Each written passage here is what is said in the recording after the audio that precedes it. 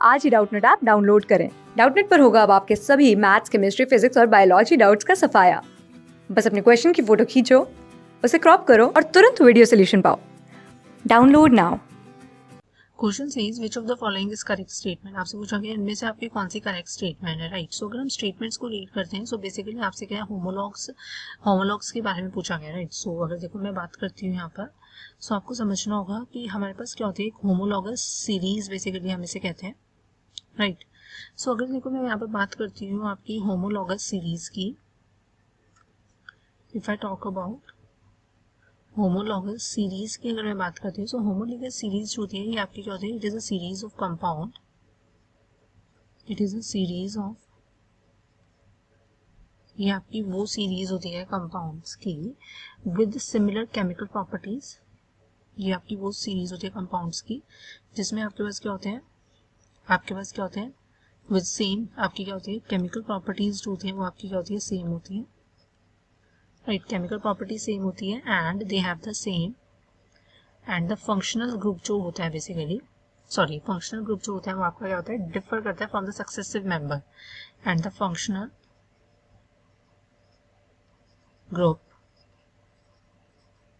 Differ from the successive member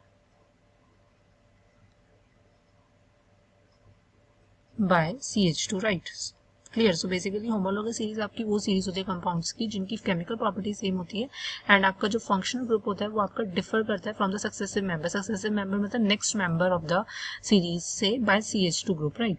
so अगर मैं बात करती हूँ यहाँ पर फॉर एग्जाम्पल, अगर मैं देखो बात करती हूँ एल्केन्स की, सो एल्केन्स के लिए हमारे पास जनरल फॉर्मुला होता है CnH2n+2, right. So for alkanes ये हमारे पास क्या होता है, जनरल फॉर्मुला होता है। सो एल्केन्स का जो फर्स्ट मेंबर होता है वो हमें पता होता है कि देखो कार्बन अगर हम 1 ले रहे हैं, मतलब यहाँ पर n जो होता है वो नंबर ऑफ कार्बन एटम्स होता है।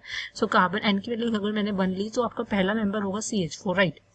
यहीं पर अगर आप कार्बन को 2 लोगे तो आपका नेक्स्ट मेंबर निकल कर आएगा, it will be CH3, right. So आप साफ साफ देख सकते हो कि आपका जब आप CH4 से CH3 में गए तो आपके पास डिफरेंस जो है वो CH2 का आया, राइट। CH2 यूनिट का डिफरेंस आया, प्लस आप देखोगे कि नॉट ओनली CH2 यूनिट आपका डिफरेंस आ रहा है, प्लस आप देखोगे कि आपका मॉलिक्यूलर वेट भी जो होता है वो आपका इंक्रीज कर जाता है बाय 14 नंबर से आपका मॉलिक्यूलर वेट इंक्रीज करेगा, बिकॉज अगर CH2 में डिफरेंस है, CH2 यूनिट का डिफरेंस आ रहा है, मतलब CH2 यूनिट एक्स्ट्रा है आपके पास नेक्स्ट मेंबर में।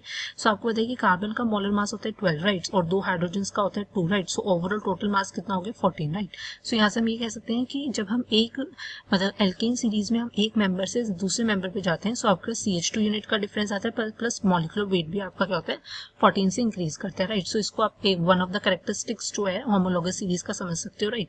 अगर मैं अदर कैरेक्टरिस्टिक्स की बात करती हूँ, if I talk about characteristics की, अगर मैं बात करती हूँ अदर कैरेक्टरिस्टिक्स की,